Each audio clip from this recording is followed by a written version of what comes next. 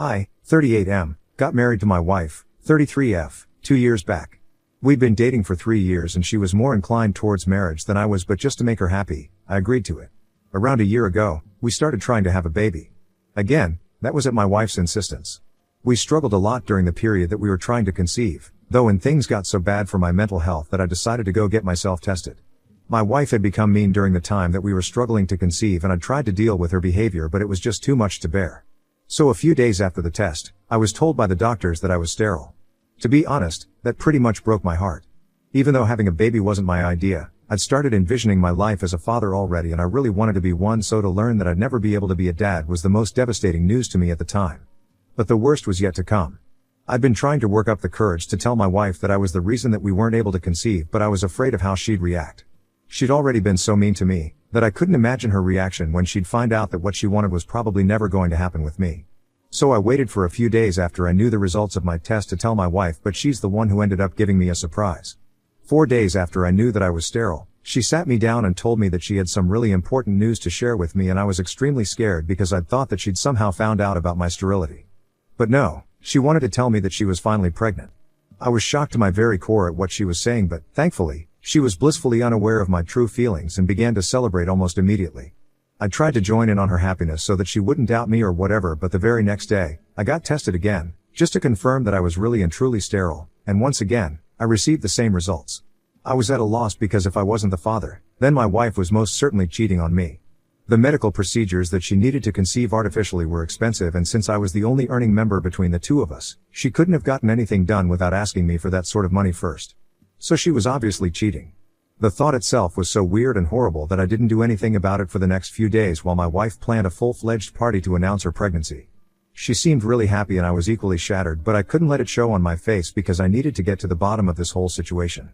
I didn't even tell my own family about what was happening and kept it all under wraps because this was way too uncomfortable and personal to be shared with anyone. I couldn't even tell my wife what I thought because firstly, way too much time had passed, and secondly, I wanted to know who exactly the father of her child was, because if I did confront her then maybe she'd just leave and I'd never know. Luckily, I found out on the day of the party itself. A lot of people attended, including our families, our friends, and a few of my coworkers. She also invited one of our neighbors, who lived right across the street from us. Our neighbor, 27M, is a young man and is definitely a lot better looking than me, no doubt. Not just me, but he's probably better looking than most people since he's a model, but he's still trying to make a name for himself in the modeling world. He moved in with his aunt, who owns the house he lives in, so that he's closer to the city since his own family lives really far away. My wife has always had a soft corner for this guy and would cook for him and his aunt when he'd moved in initially. He's even come over to our house for dinner a few times and we've chatted about his work. He's well spoken and well read as well, and he's also a literature major, like my wife, so they have a lot in common and hit it off instantly the first time they met. I never had anything against the guy since he seemed sweet enough and I trusted my wife, too. But when he entered the house on the day of our party and my wife's eyes lit up, I could sense that something had changed. She made a beeline for him as soon as he walked in and they hugged each other for longer than she'd hugged any of the other guests. Nobody else seemed to notice this, but I did, and I could tell that they had something brewing, but I just needed a way to confirm it. So I decided to excuse myself to go to the loo, but headed to the bedroom instead and opened up my wife's laptop. I'd been able to check her phone while she was asleep a few days after she told me she was pregnant, but I hadn't found anything suspicious. Getting to her laptop had proved to be a little more difficult since whenever I was home, she was constantly watching something or typing something on it. Whenever I'd ask her what she was doing, she'd turn the screen away from me and tell me that she was working on her novel. That had been going on for months and I'd respected her privacy because I'd actually thought that she was working on a novel. Now, the situation had changed and I was pretty sure that there was no novel and it was just an excuse to hide the contents of her laptop from me. Thankfully, there was no password or anything I had easy access to. After some digging, I was able to find another email account in addition to her real one. I switched to that one and went through the emails that had been sent and received. I went through those emails and they were full of confessions of love from my wife and also the other guy, our neighbor. I recognized the email address since he was using his real name. And in the more recent emails, she was telling him that she was pregnant. He didn't take it kindly and was upset about it, so the mail stopped for a while, presumably because he wanted to end things, but my wife wasn't going to let him go. Eventually, I got the worst email of them all, where she was telling him that she'd spoken to a friend of hers who is a lawyer and she'd help her file for divorce right after the baby is born.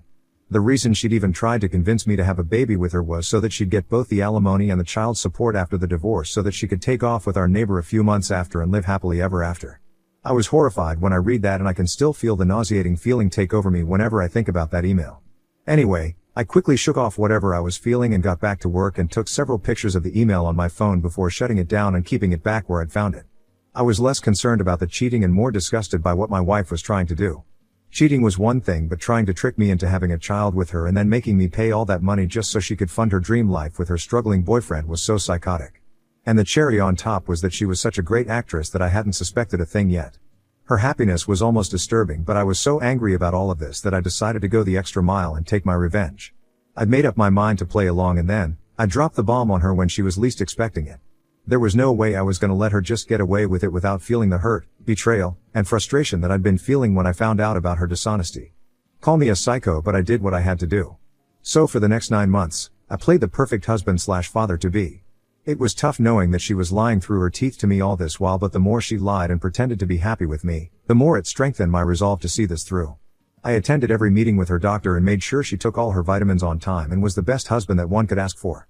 Then, finally, a few days ago my wife went into labor. I was extremely nervous because who wouldn't be in my situation? But I put that all aside and took her to the hospital all by myself.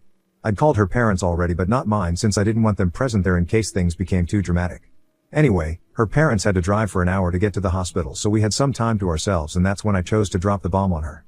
Once she was safely inside the room, I told her that I was going to go out and call our neighbor so he could be here for her. She looked taken aback and stuttered a bit while saying that there was no need for that and she didn't want a stranger in the room while giving birth.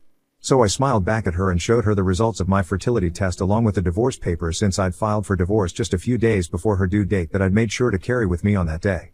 She went through all of it, still looking confused, so I explained to her that I wouldn't be able to impregnate her even if I'd wanted to, so the baby wasn't mine.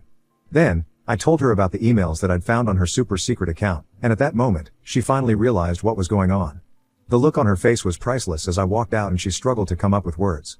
I thought I'd need to stay in the hospital myself too, because that's how fast my heart was beating when I finally walked out and called our neighbor up to inform him that my wife was in labor. I didn't even wait for his response and hung up as fast as I could.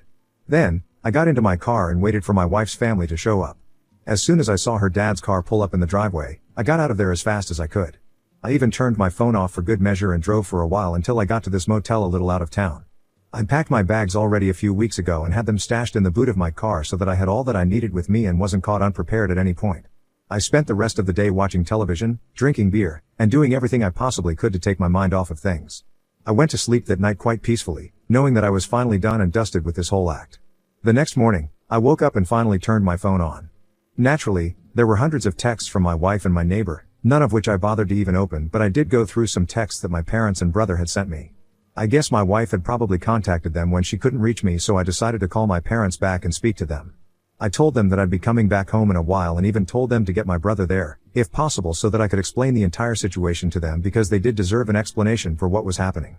I drove to my parents' house and my brother was already there, all of them looking confused and kind of annoyed, which was but natural because to them, I just missed the birth of my own child and it also made them miss the birth of their grandchild.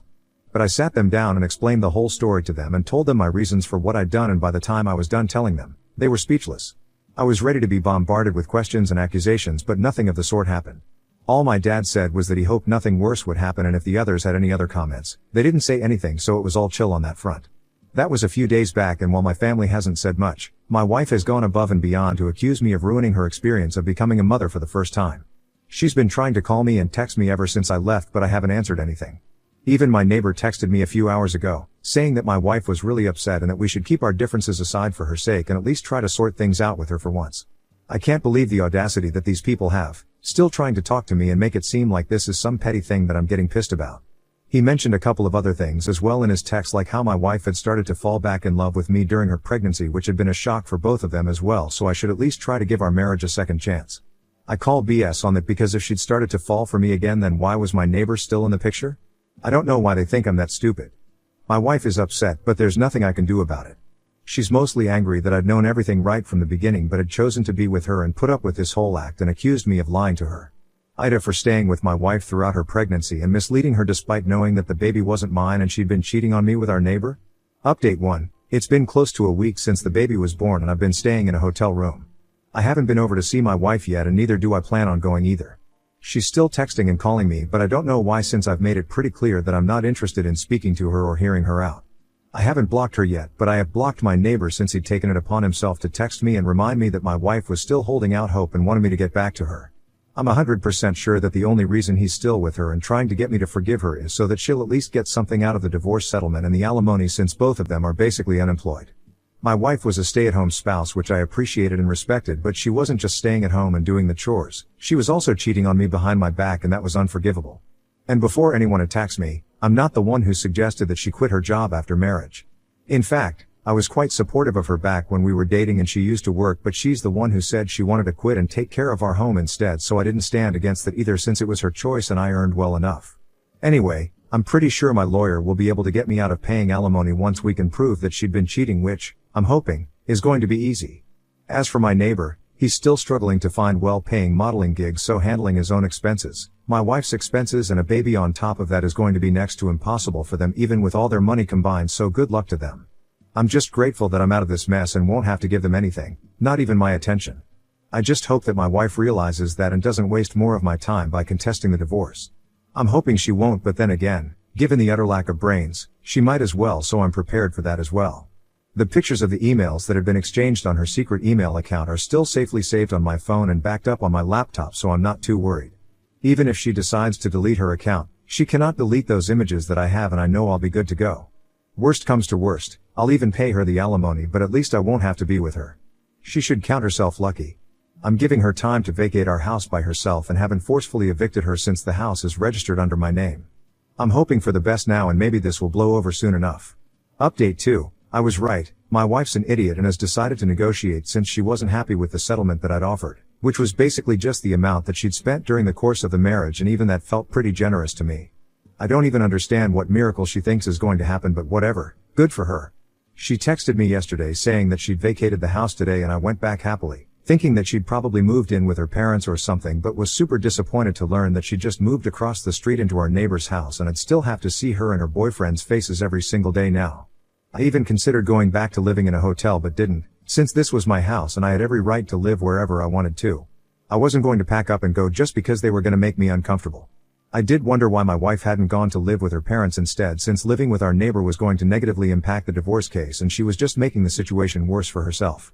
But I didn't have to think too hard, because while scrolling through all the unread messages that I'd received from multiple people so far, I also noticed one from my wife's father.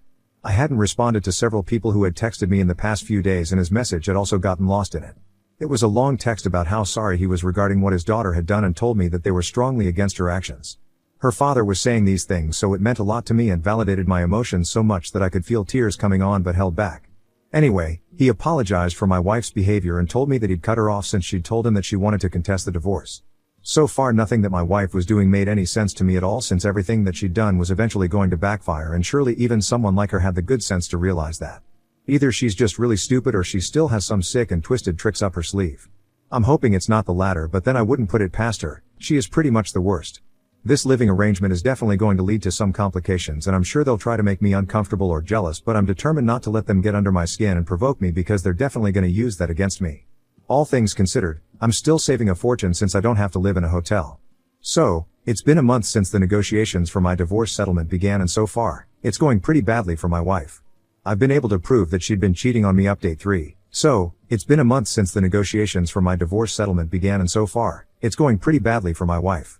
I've been able to prove that she'd been cheating on me, and she'd even made my job easier by moving in with the guy I'd accused her of cheating on me with, so there was no question about the validity of my claims. She tried to make up some false accusations about how I was an alcoholic, which is also why I was sterile, and that's why she'd gone ahead and had an affair since when we were trying to conceive. I'd become really cruel and bitter towards her, but that was all disproved quite easily since everyone knew I'd quit drinking last year when we decided to start trying for a baby, and haven't touched alcohol since. Again, I don't know why she thought that would work, and it was pretty damn stupid on her part. I guess she was just grasping at straws since her initial plan had failed miserably, and now, she was too busy being a mother to be a scheming mastermind. She was too busy and her baby daddy was too stupid, so there they were. By now, both of us are well aware of the fact that the chances of her walking away with any alimony at all are very slim, and I guess she must have told her boyfriend this since a few days ago she was quite unceremoniously kicked out of his house with her baby.